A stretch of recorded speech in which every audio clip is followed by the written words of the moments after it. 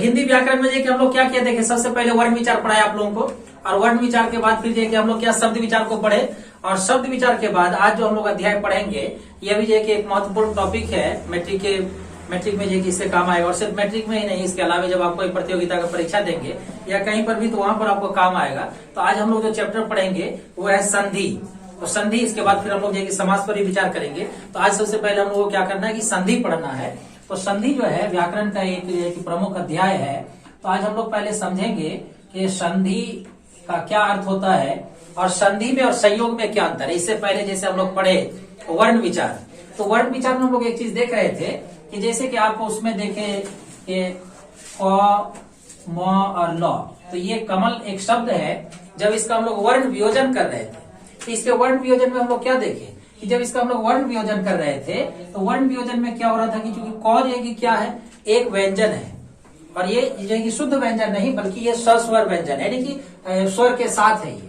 तो क में जो है दो वर्ण छुपा हुआ है, एक है शुद्ध व्यंजन क और इसमें अ, ये दोनों के मेल से क्या बनता है, क बनता है। तो हम बताए थे कि क जो है असल में ये एक अक्षर है, इसको वर्ण नहीं कह सकते हैं। वर्ण जो है उस मूल ध्वनि को कहते हैं जिसका खंड या टुकड़ा नहीं कर सकते हैं। लेकिन यहाँ पर क्या है कि क जो है एक अक्षर है। क्यों? क्योंकि क को हम लोग दो अलग अलग वर्णों क और अ में हम क्या कर सकते हैं, बदल सकते हैं, और इसका तो कोई उच्चारण ही नहीं हो सकता है। सिर्फ अगर हम क हलंत लिखेंगे तो इसका उच्चारण नहीं कर सकते हैं। जब तक कि इसके साथ स्वर नहीं जुटेगा, जब तक हम स्वर की मदद नहीं लेंगे, तब तक हम इसका उच्चारण कर ही नहीं सकते हैं। तो इसी प्रकार से जैसे हम क को तोड़े तो ये देखिए क और अ में टूटा। फिर इसी प्रकार से अगर हम लोग म की बात करेंगे, ये म हलंत और अ में टूटेगा। और फिर इसी प्रकार अगर ल की बात करते हैं तो ल जो है ल हलंत और अ से मिलकर के बना है।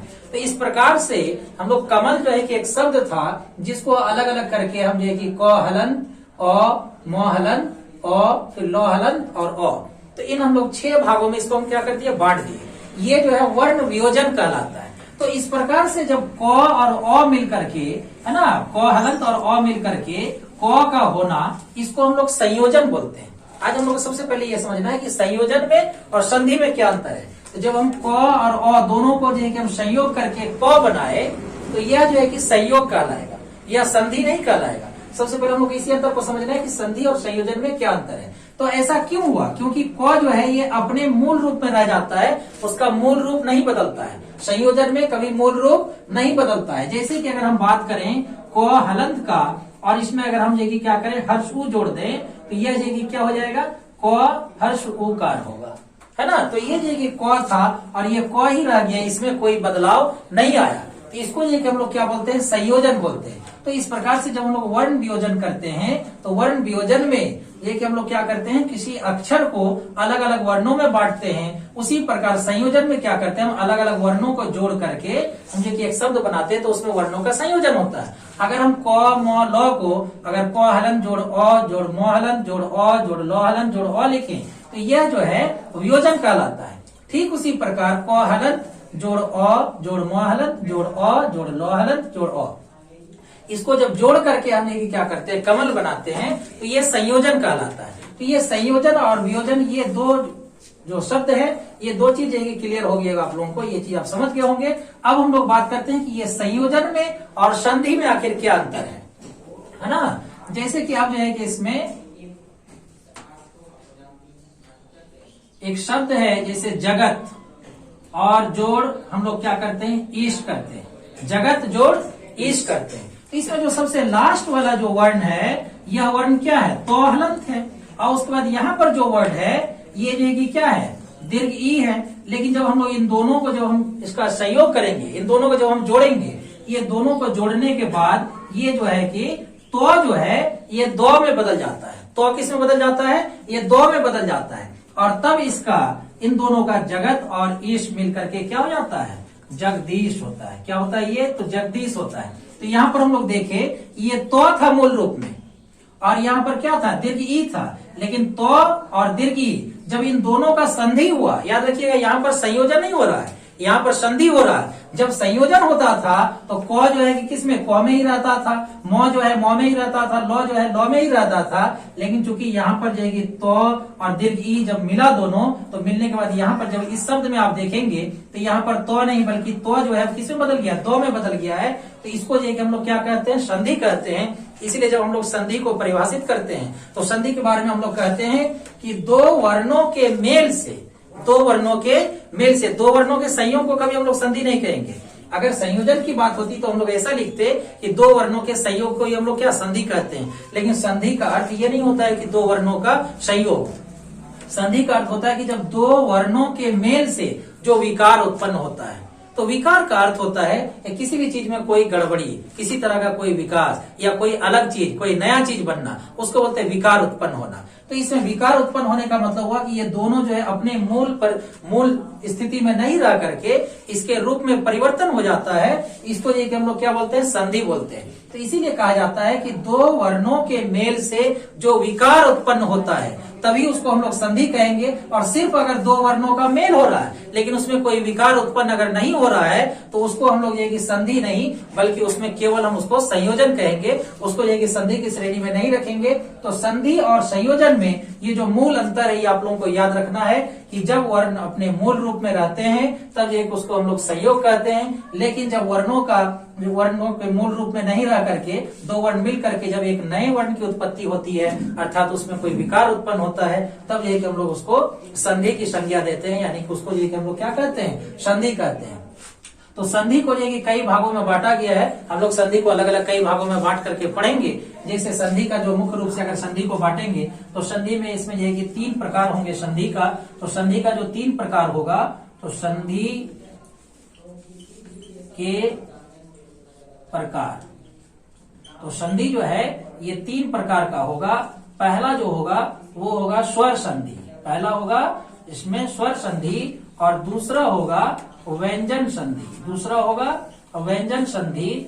और फिर इसमें जो तीसरा होगा तो वो तीसरा होगा इसमें विसर्ग संधि। तो पहले हम लोग ये कि संधि को समझे। अब तीनों को जो है कि अलग अलग ढंग से पहले हम लोग स्वर संधि को समझेंगे और फिर व्यंजन संधि को समझेंगे और फिर विसर्ग संधि को समझेंगे। तो अभी हम लोग सबसे पहले किसको देखेंगे, अभी हम लोग को सबसे पहले देखना है स्वर संधि को। तो इसमें जो हम लोग संधि को तीन भाग में बांटे। पहला जो है कि इसमें स्वर संधि हुआ और दूसरा जो है व्यंजन संधि और तीसरा क्या हुआ, इसमें विसर्ग संधि हुआ।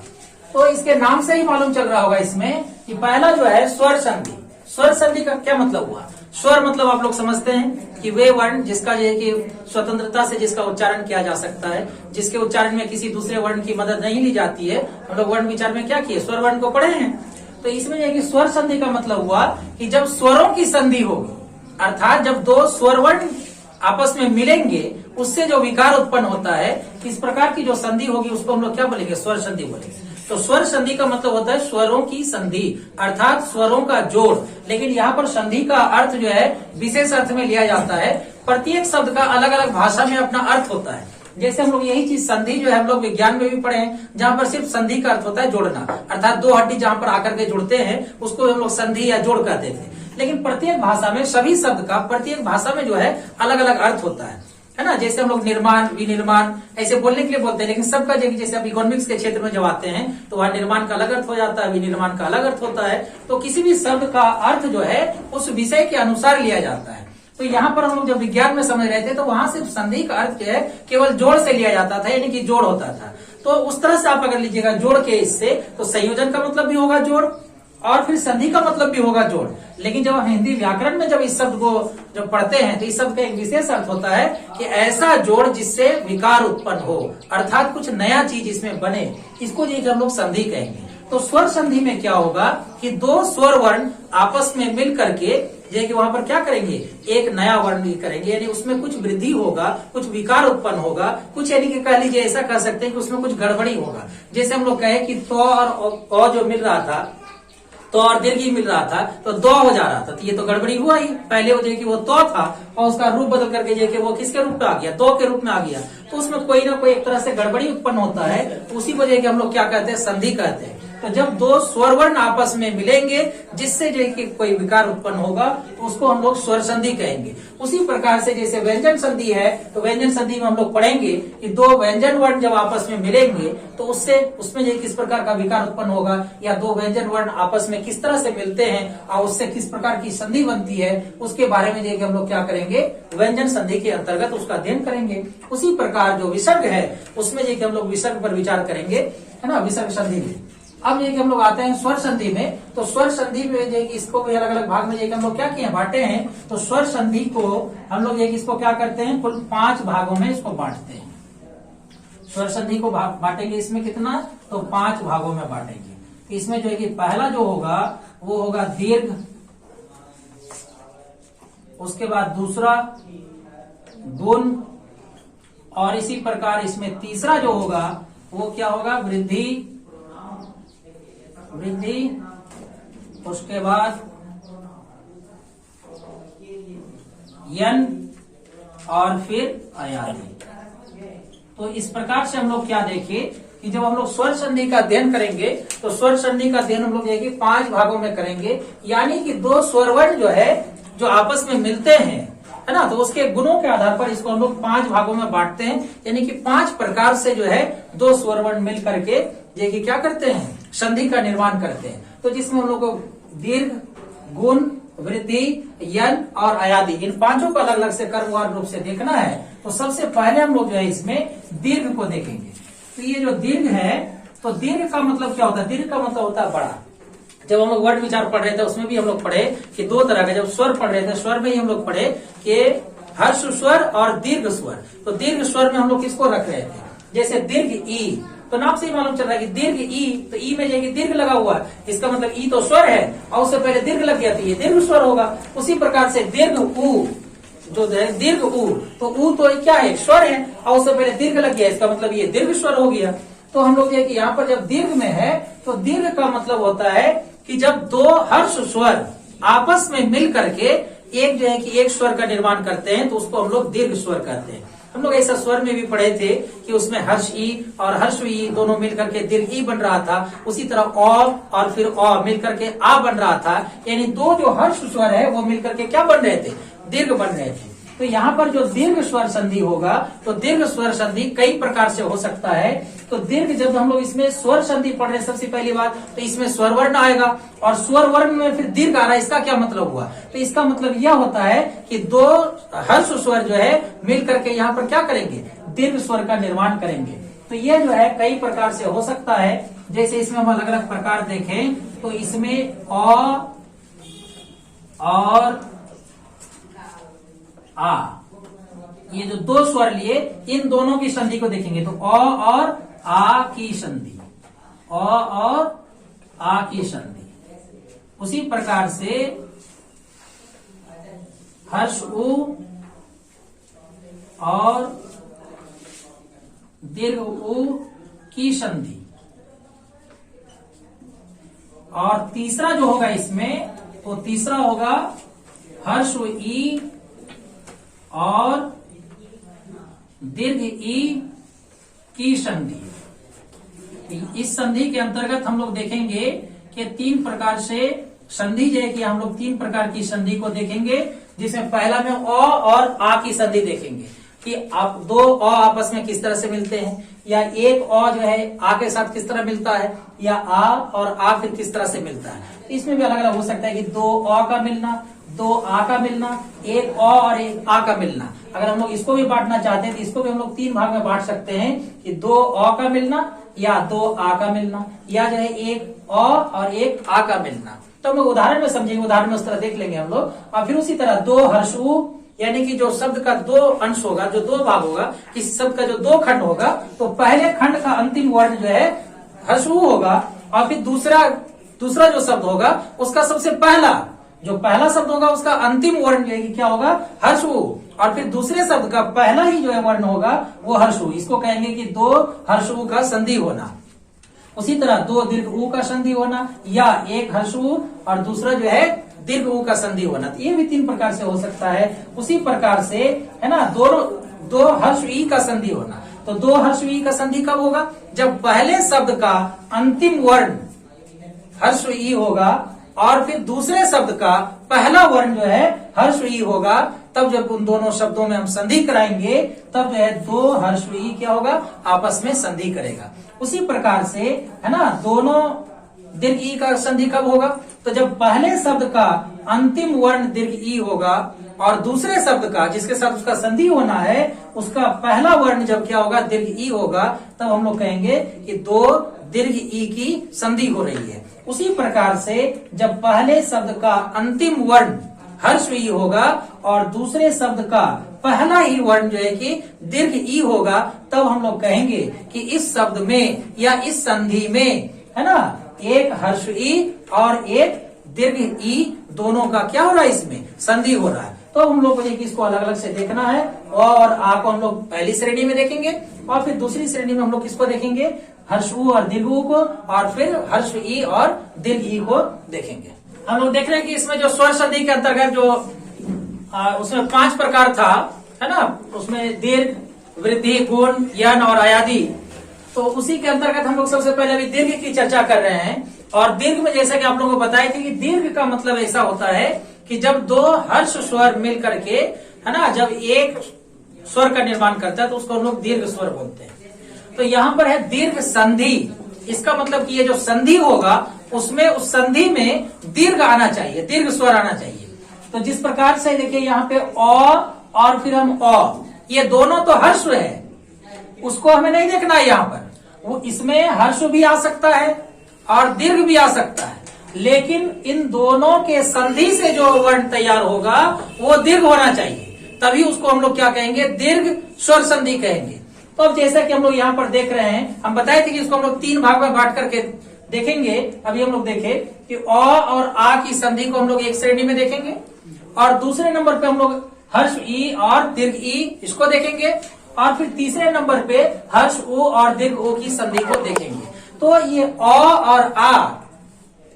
और आ की संधि में ये जो है अलग अलग कई प्रकार से हो सकता है। जैसे हम बताए कि अ और अ की संधि, तो इससे आ बना, फिर जो है अ और आ की संधि, इससे भी आ ही बनेगा, और फिर आ और फिर अ की संधि, इससे आ बनेगा, आ और आ की संधि, इससे भी आ बनेगा। तो इस प्रकार से हम लोग देख रहे हैं कि प्रत्येक में जो है कि हम लोग 4 भाग में प्रत्येक को बांट करके सबको अलग अलग समझना है कि पूरा क्लियर होना चाहिए, इसलिए हम सबको जो है कि पूरा अलग अलग कर दिए, फ्रेश कर दिए कि हम अ को अलग से देखेंगे, फिर और आ को अलग से देखेंगे, आ और अ को अलग से देखेंगे। एक बात इसमें आप लोग को ध्यान देना है, आप ऐसा सोच रहे होंगे कि इसमें अ जोड़ आ और फिर आ जोड़ अ, तो बात तो एक ही होगी, एक अ और एक आ।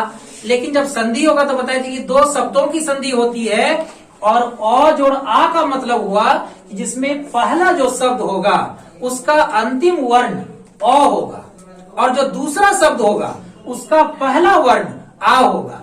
ठीक उसका उल्टा होगा इसमें ऐसे इस संधि में क्या होगा कि जो पहला शब्द है उसका अंतिम वर्ण जो है आ होगा और दूसरे शब्द का पहला वर्ण अ होगा। और हालांकि जो संधि के बाद जो विकार उत्पन्न होगा, जो दोनों मिलकर के जो बनेगा वो तो दोनों में सेम होगा, ये दोनों में क्या है, चारों में एक ही होगा। तो अब जैसा कि इसमें हम लोग देख रहे हैं, सबसे पहले अ जोड़ अ को देखिए। इसके लिए हमें एक उदाहरण लिए यहाँ पर समझाने के लिए कि अ और अ मिलकर के आ कैसे बनता है। जैसे अगर हम इस उदाहरण में बात करें तो परम में जो इसका अंतिम अक्षर है, पहले हम लोग अक्षर की बात करते हैं, तो परम शब्द में जो अंतिम अक्षर है तो वह अंतिम अक्षर क्या है, म है। अंतिम अक्षर क्या है, म है, और म जो है 2 वर्णों से मिलकर के बना है।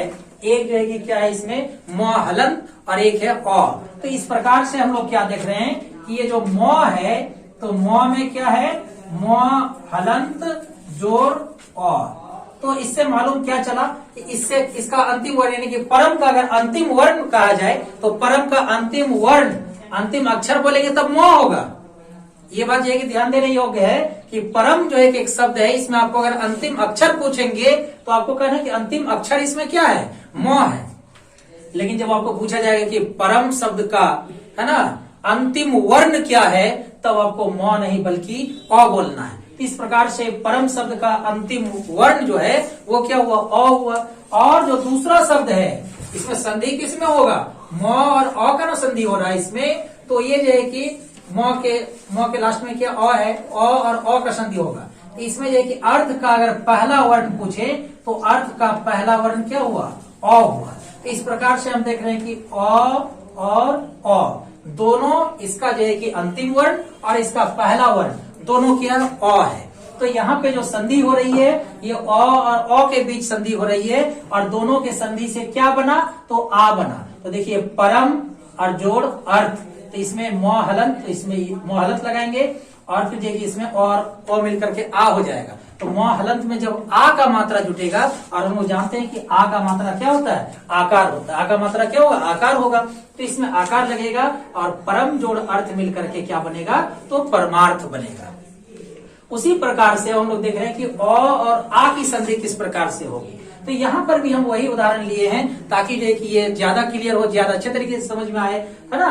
तो इसमें जो कि क्या है, फिर जैसे इसमें परम लिए तो परम में जो है कि अंतिम अक्षर जो है वो म है और उसका जो अंतिम वर्ण होगा, तो अंतिम वर्ण इसमें क्या होगा, अंतिम वर्ण होगा अ। तो इसका अंतिम वर्ण अ और आत्मा का, अब आत्मा में बोलिएगी जैसे इसमें परम का अंतिम वर्ण अ आया, म नहीं हुआ। तो आप ऐसा भी सोच सकते हैं कि जब आत्मा है और आत्मा का बहुत सारा विद्यार्थी इसमें क्या करता है कि आ को वो अ आकार समझता है, यानी कि अ को अलग है और फिर और एक अ आया है तब जाकर के क्या हुआ, आ बना। लेकिन ऐसी बात नहीं है, ये चूंकि स्वर वर्ण है ये स्वतंत्र रूप से लिए जाते हैं, इसलिए परम का अंतिम वर्ण जो होगा, तो परम का अंतिम वर्ण क्या होगा, यहाँ पर देखिए हम लोग कि परम का अंतिम वर्ण क्या होगा, अ होगा। और फिर जो है आत्मा, तो आत्मा का जब हम लोग वर्ण वियोजन करें अगर, तो इसमें आ तो एक ही साथ होगा, आ को अलग अलग भागों में नहीं बांटेंगे अ जोड़ अ में। तो आ जो है कि एक स्वर है, स्वर को हम लोग अलग अलग भागों में नहीं बांटते हैं। तो इसमें क्या होगा, आ जाएगा। तो आत्मा का अगर पहला वर्ण पूछा जाए आपको कि आत्मा शब्द का पहला वर्ण क्या होगा, फिर भी आपको बताना है आ। और आपको अगर पूछा जाए कि आत्मा का पहला अक्षर क्या है, फिर भी आपको बताना आ। ये वर्ण विचार में जो हम आप लोगों को बहुत अच्छी तरह से क्लियर कर दिए थे कि जितने भी स्वर वर्ण हैं वो अक्षर भी कहलाते हैं, वो अक्षर की श्रेणी में भी आते हैं और वर्ण की श्रेणी में भी आते हैं। लेकिन व्यंजनों के साथ ऐसी बात नहीं है। जो शुद्ध व्यंजन है तो वो जो है कि व्यंजन हुआ, और फिर जो है कि क्या है, जो उसके साथ जब क्या होता है स्वर वर्ण को हम लोग जोड़ देते हैं तब वह अक्षर में बदल जाता है। यानी कि जैसे म हलंत और अ, है ना, तो पूरा मिलकर के होता है म। तो म को आप एक अक्षर कह सकते हैं। उसी तरह से म जोड़ हर्ष उ, तो क्या बना, मुंह बना। तो मुंह भी क्या होगा, एक अक्षर की श्रेणी में आएगा।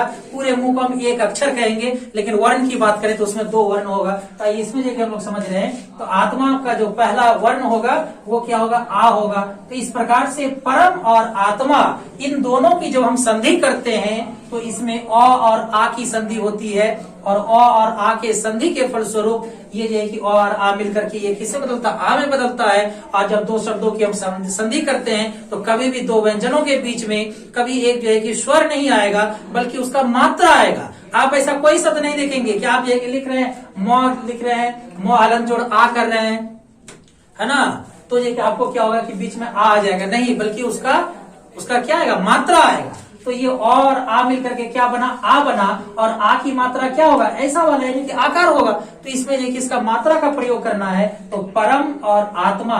तो इसमें जो है कि आ की मात्रा का जब हम लोग प्रयोग करेंगे तो आ की मात्रा होता है आकार। इस प्रकार से परम और आत्मा मिलकर के क्या होगा, परमात्मा होगा। अब हम ठीक इसी के जो विपरीत अब हम लोग देखेंगे, ये अ और आ, फिर अ और आ देखें। अब इसको अगर हम लोग उलट देते हैं तब क्या हो जाएगा, आ का अ के साथ और फिर एक नया होगा आ का आ के साथ। तो आ जोड़ अ बराबर फिर से क्या होगा, आ होगा। जैसे इसमें विद्या, तो विद्या का आपको अगर हम अंतिम अक्षर पूछें तो फिर वही बात इसमें ध्यान रखना है कि विद्या का आपको अगर अंतिम अक्षर पूछे तब तो य आकार होगा। इसमें आप बोले कि ये तो फिर भ आकार, इसको नहीं पढ़ना है। अगर विद्या का हम अंतिम अक्षर पूछेंगे तो य आकार होगा, क्योंकि यहाँ पर जो है बताए थे उसमें कि संयुक्त व्यंजन जो संयुक्त अक्षर है उसमें आज ये भी प्रचलन में है कि दो और य को मिला करके ये वर्ण बनाया गया। इसीलिए किसी किसी व्याकरण में आप देखते होंगे जहाँ संयुक्त अक्षर की संख्या किसी में अक्ष, त्र और ज्ञ 3 दिया है, उसी में जो है कि एक स्वर दिया 4, तो किसी किसी में एक को और उसमें जोड़ दिया है नए वर्ण में, दो और य को मिला करके, क्योंकि एक रूप में ये यूज होता है। और इसमें हम लोगों को इसका इतना बहुधा प्रयोग करते हैं कि मालूम ही नहीं चलता है कि इसमें दो और य मिला हुआ है।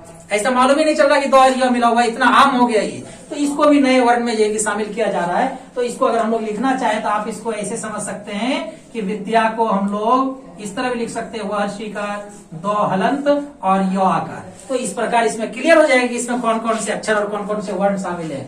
तो इसमें विद्या का आपको अगर अंतिम अक्षर पूछेंगे तो इसमें आपको 2 आकार नहीं बोलना है, ना ही घ आकार बोलना, ना ही ध आकार बोलना है, बल्कि यो आकार होगा। तो यो आकार होगा, यो आकार। तो पहला जो है कि इसका अंतिम अक्षर जो है वो है या। लेकिन अगर अंतिम वर्ण पूछे तो देखिए यो में आ की मात्रा जुड़ी हुई है, इसका मतलब कि विद्या का जो अंतिम वर्ण होगा वो होगा आ। और फिर उसी तरह से अर्थी, तो अर्थी का जो पहला वर्ण है या पहला अक्षर कह लीजिए, वर्ण और अक्षर समान होता है स्वर के लिए, तो इसका अंतिम वर्ण है आ और इसका पहला वर्ण है अ। तो आ और अ मिलकर के क्या बना आ, और आ की मात्रा लगेगी जो कि पहले से लगा हुआ है, इसमें से अ हट जाएगा, अ का विलोप हो जाएगा और यहाँ पर विद्या जोड़ अर्थी मिलकर के क्या होगा, विद्यार्थी होगा। अब हम लोग अंतिम देखते हैं इसका, आ जोड़ आ बराबर फिर से आ ही होगा, क्योंकि हम इसमें बताए थे कि इसमें सब जिसका भी आप संधि कीजिए, इधर जो आने वाला है ये सिर्फ दीर्घ ही आने वाला है, और सारे में हम लोग देख रहे हैं कि दीर्घ आ रहा है। तो जैसे इसमें देख रहे हैं विद्या, तो विद्या का अंतिम वर्ण फिर क्या होगा, आ होगा। और आलय, आलय मतलब घर होता है ना, तो आलय का भी पहला वर्ण क्या आ है, तो 2 आ मिलकर के फिर से आ बनेगा। और यहाँ बीच में तो स्वर वर्ण आ नहीं सकता है, इसलिए उसका हम लोग मात्रा का प्रयोग करेंगे, और आ की मात्रा क्या होता है, वही आकार होता है। इस प्रकार से ये विद्या जोड़ आलय मिलकर के क्या होता है, तो विद्यालय होता है। कभी एग्जाम में आप लोगों को कोई मैंने जब आपको संधि करने के लिए देगा तो परम जोड़ अर्थ मिलकर के आप परमार्थ करेंगे, जब परम जोड़ आत्मा देगा तो मिलाकर के उसको परमात्मा करेंगे। विद्या जोड़ अर्थी देगा तो उसको विद्यार्थी लिखना है, विद्या जोड़ आलय लिखेगा, नीचे 4 ऑप्शन दिया रहेगा कि विद्या और आलय मिलकर के क्या होता है, तो आपको उसमें यही क्या करना है, विद्यालय में टिक करना है। और एग्जाम में इसका उल्टा भी पूछता है, आपको यहाँ पर दे देगा परमार्थ और लिखेगा कि परमार्थ का सही संधि विच्छेद कौन सा है, निम्नलिखित में कौन सा है ना, विद्यालय का सही संधि विच्छेद है, निम्नलिखित में कौन सा परमात्मा का सही संधि विच्छेद है, 4 अलग अलग ऑप्शन दिया हुआ रहेगा। तो उसमें आपको यही कि अगर ये संधि का ध्यान रहेगा, आपको अगर संधि आ जाता, संधि विच्छेद अलग से नहीं सिखाया जाता है, संधि को हम लोग इतनी अच्छे तरीके से पढ़ेंगे कि ये संधि के आधार पर जो है हम लोग क्या करेंगे, संधि विच्छेद को भी करेंगे। तो ये और आ की संधि कितने तरह से हो सकता है, हम हर तरह का दिखाए कि सिर्फ अ और आ की संधि हम लोग कितने प्रकार से कर सकते हैं, तो उसके लिए हम 4 अलग अलग प्रकार दिखाए। अब उसी प्रकार से हम लोग आते हैं हर्ष ई और दीर्घ ई की संधि, कि हर्ष ई और दीर्घ ई में किस किस तरह से संधि हो सकती है, सबको हम लोग को बारी बारी से पढ़ना है। पढ़ने के लिए तक हम लोग संधि पूरा खत्म कर दिए रहते, स्वर संधि, व्यंजन संधि और विसर्ग संधि, लेकिन हम लोगों को एक एक करके जो पढ़ना है, समय का कोई चिंता नहीं करना, समय ये बहुत है अभी, तो सारी चीजों को एक एक करके हम लोग क्लियर करते जाएंगे। तो इसमें ये कि सबसे पहले हम लोग क्या देखते हैं कि हर्ष ई और हर्ष ई की संधि। तो जब हर्षवी का हर्षी के साथ संधि होता है तो मिलकर के दीर्घ ही बनेगा। आपको हमेशा वही परिभाषा याद रखना है कि दोनों का संधि होकर के जो आएगा वो हमेशा दीर्घ स्वर होगा। जैसा कि इसमें देखिए सारा दीर्घ स्वर है, फिर इसमें देखिए दीर्घी दीर्घी दीर्घी दीर्घी, सब में क्या आ रहा, दीर्घी आ रहा। फिर उसी तरह इसमें भी देखेंगे दीर्घ ऊ, फिर दीर्घ ऊ। तो जो संधि से जो वर्ण तैयार होगा, जो विकार से जो नया वर्ण तैयार होगा, तो सब में क्या होगा, दीर्घ स्वर ही आएगा। तो इसमें हर्षवी और हर्षवी का संधि होगा और जिससे क्या बनेगा, दीर्घ ई बनेगा। जैसे गिरी, तो गिरी में क्या है, इसका अंतिम अक्षर अगर पूछेंगे तो फिर रो हर्षिकार होगा, री होगा। लेकिन अगर इसमें अंतिम वर्ण पूछे तो हर्ष ई होगा। उसी तरह इंद्र का पहला वर्ण या पहला अक्षर क्या होगा, हर्ष ई होगा। इन दोनों में हम देख रहे हैं कि हर्ष ई का हर्ष ई के साथ, जैसे री है, री का अगर हम लोग वर्ण वियोजन कर दें, री का अगर वर्ण वियोजन कर दें तो क्या हो जाएगा, रो हलंत, और इसमें क्या हो जाएगा, हर्ष ई, यानी कि रो हलंत और हर्षवी का इसमें क्या है, मिला हुआ है। तो इसमें इसका अंतिम वर्ण जो कहेंगे तो अंतिम वर्ण क्या होगा, हर्ष ई होगा। तो हर्षवी हर्षवी मिलकर क्या होगा, दीर्घ ई होगा। और दीर्घ ई हम लोग नहीं लगाएंगे बीच में, जैसे कि फिर आप लोगों से पहले हम बोल चुके हैं कि बीच में कभी स्वर वर्ण नहीं आएगा बल्कि उसका मात्रा आएगा। तो दीर्घ ई का मात्रा क्या होता है, दीर्घीकार। तो यहाँ पे गिरी जोड़ इंद्र मिलकर के क्या होगा, गिरीन्द्र होगा। जिसमें देख रहे हैं कि रॉ में हर्ष ई का मात्रा था यानी हर्षवी कार था, वो जब क्या हो गया, दीर्घ ई कार हो गया, तो गिरीन्द्र बना। उसी तरह हम फिर ई और दीर्घी में देख रहे हैं, तो इसमें जैसे रो हर्षिकार, इसका अंतिम वर्ण क्या होगा, तो इसका अंतिम वर्ण हर्ष ई होगा। और फिर इसका क्या है, ईश है। ईश का जो कि पहला जो वर्ण है वो दीर्घ ई है, तो हर्ष ई और दीर्घ ई दोनों मिलकर के क्या बना, दीर्घ ई, और इसमें हम लोग इसका क्या लगाएंगे, मात्रा लगाएंगे, तो गिरी और ईश मिलकर के क्या हुआ, गिरीश। फिर उसी तरह जब दीर्घ ई और हर्ष ई दोनों जुटेगा तो फिर से क्या बनेगा, दीर्घ ई बनेगा, लेकिन दोनों को जोड़ेंगे कैसे, जैसे मही, तो मही में क्या है, ह में दीर्घ ई है, तो दीर्घ ई है, और फिर इसमें इंद्र का जो पहला है वो क्या, हर्ष ई, तो दीर्घ ई और हर्ष ई का इसमें क्या हो रहा है, संधि हो रहा है, तो दोनों का यहाँ पे क्या हो रहा है, संधि हो रहा है, जिससे दीर्घिकार बनेगा, तो मही जोड़ इंद्र, महेंद्र। उसी तरह दीर्घ ई के साथ जो है कि हम लोग संधि करेंगे, जिससे मही, इसका अंतिम अक्षर, मही का अंतिम अक्षर ही होगा, लेकिन मही का अंतिम वर्ण पूछे तो इसका अंतिम वर्ण क्या होगा, दीर्घ ई होगा। और उसी तरह ईश्वर, तो ईश्वर का पहला वर्ण जो है दीर्घ ई होगा, और दीर्घ ई और दीर्घ ई मिलकर के क्या बना, फिर दीर्घ ई बना, और दीर्घ ई की मात्रा ये क्या होता है, दीर्घ ई कार। उसी तरह मही जोड़ ईश्वर बराबर महीश्वर। अब उसी प्रकार से फिर जो अंतिम वाला है उसको देखना है, तो आप ये पहला में जितना आप समझे, फिर दूसरे में तब तो ये चीज क्लियर हो ही चुका है कि हम लोगों को किस तरह करना है, जैसे इसमें जैसा किए फिर इसमें उसी तरह हुआ। आप फिर इसको देखेंगे, इसको देखते देखते सारा जो है कि बिल्कुल क्लियर हो जाएगा।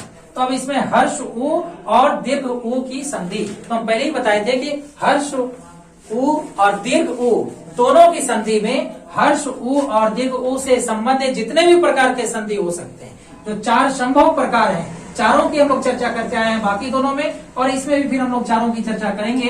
तो पहले हर्ष उ और हर्ष उ का संधि देख रहे हैं, जिससे कि दीर्घ उ बन रहा है। तो अब जैसे इसमें क्या है कि हर्षु है, इसमें भानु एक शब्द है, जिसमें इसका जो अंतिम अक्षर पूछे भानु का, तो अंतिम अक्षर क्या होगा, नो हर्षुकार नु, और अंतिम वर्ण पूछे इसका तो हर्ष उ होगा। फिर उसी तरह उदय, तो उदय का अगर हम पहला अक्षर पूछे तो उ होगा, हर्षु होगा, और पहला वर्ण पूछे फिर भी हर्षु होगा। तो यहाँ पर हम देख रहे हैं कि इसमें इसका अंतिम वर्ण हर्ष उ, यानी कि नू में क्या क्या है, तो नौ हलंत और हर्ष उ। इस प्रकार से भानु का जो अंतिम वर्ण है वो हर्ष उ हुआ, और उदय का फिर पहला वर्ण जो है हर्ष उ हुआ, दोनों मिलकर के दीर्घ उ बना, दीर्घ संधि हो रहा था, यहाँ दीर्घ उ बनना है, और दीर्घ उ का जो है कि मात्रा लगना है दीर्घ उ का, तो यहाँ पर क्या होगा, भानु जोड़ उदय बराबर भानुदय। उसी तरह लघु, तो लघु में क्या है, लघु में यहाँ घ हर्ष उकार देख रहे हैं, और घ हर्षुकार का मतलब होता है घ हलंत जोड़ हर्षु, तो इसमें लघु का अंतिम अक्षर है घ हर्षुकार, और इसका अंतिम वर्ण है हर्ष उ। और फिर उर्मी, तो उर्मी में जो है पहला जो इसका वर्ण है वो दीर्घ उ है, तो इसमें हम क्या देखें कि हर्ष उ जो है वो दीर्घ उ के साथ मिल रहा है, और बनना तो दीर्घ उ ही है, तो इस तरह लघु और उर्मी दोनों मिलकर के बनेगा लघुर्मी। फिर उसी तरह यहाँ पे क्या है, दीर्घ उ और हर्ष उ का संयोग देखेंगे। जैसे एक शब्द है वधु, तो वधु का अगर हम लोग अंतिम अक्षर पूछेंगे तो अंतिम अक्षर होगा द दीर्घ उ, लेकिन इसका अंतिम वर्ण पूछे, इसका अंतिम वर्ण क्या हो जाएगा, दीर्घ उ। तो दीर्घ उ और उत्सव, तो उत्सव का पहला वर्ण क्या है, हर्षु है, तो दीर्घ उ और हर्षु का इसमें क्या हो रहा है, संधि हो रहा है, और दोनों से दीर्घ उ बना, और दीर्घ उ का मात्रा क्या होता है, दीर्घ उ का। तो इसी तरह वधु जोड़ उत्सव, तो वधु उत्सव, है ना। फिर उसी प्रकार से हम लोग को देखना है कि दीर्घ उ और दीर्घ उ आपस में किस तरह से जो है कि मिल रहा है। तो हम लोग इसमें क्या देखें कि दीर्घ उ और दीर्घ उ, जैसे यहाँ पर क्या लिए हैं, भू, भू का अर्थ होता है पृथ्वी धरा, तो भू में क्या है, भू का अगर हम लोग वर्ण वियोजन कर लें इसका, तो भ हलंत जोड़ दीर्घ उ होगा, भ हलंत जोड़ दीर्घ उ होगा, तो इसका जो है अंतिम वर्ण क्या होगा, दीर्घ उ। और ऊर्जित, तो ऊर्जित का पहला वर्ण क्या है, दीर्घ उ है, तो इन दोनों शब्दों के संधि में हम लोग क्या देख रहे हैं कि दीर्घ उ के साथ संधि हो रहा है, तो दीर्घ उ और दीर्घ उ मिलकर के फिर दीर्घ उ ही बनेगा, और दीर्घ उ तो बीच में नहीं आएगा, उसके बदले में उसका मात्रा आएगा, और दीर्घ उ का मात्रा होता है दीर्घ उकार। तो भू जोड़ ऊर्जित बराबर क्या होगा, भूर्जित। तो इस प्रकार से जो दीर्घ संधि था, दीर्घ स्वर संधि, तो दीर्घ स्वर संधि को हम लोग पूरे विस्तार से इसमें और आ के संधि को, हर्ष ई और दीर्घ ई के संधि को, और फिर हर्ष उ और दीर्घ उ की संधि को देखें। तो इस प्रकार से जो हमारा स्वर संधि के अंतर्गत जो 5 प्रकार बताए थे स्वर संधि में, है ना, पहला जो है दीर्घ था, फिर गुण था, वृद्धि था, यन था और अयादि था। तो 5 प्रकार के जो स्वर संधि हैं उसी में से ये पहला था दीर्घ स्वर संधि। और दीर्घ स्वर संधि को फिर हम लोग 3 भागों में बांट करके इसका हम लोग विस्तार से अध्ययन किए। इसके बाद फिर जो कि हम लोग क्या करेंगे, तो इसके बाद फिर अगले क्लास में हम लोग जो देखेंगे कि फिर इसका जो दूसरा प्रकार था, ये जैसे दीर्घ था, दूसरा था क्या, गुण वाला। तो गुण स्वर संधि क्या है, उसमें किस तरह से स्वर वर्णों का मेल होता है, उसको जो है कि हम लोग फिर अगले क्लास में जो है कि देखेंगे। तो आज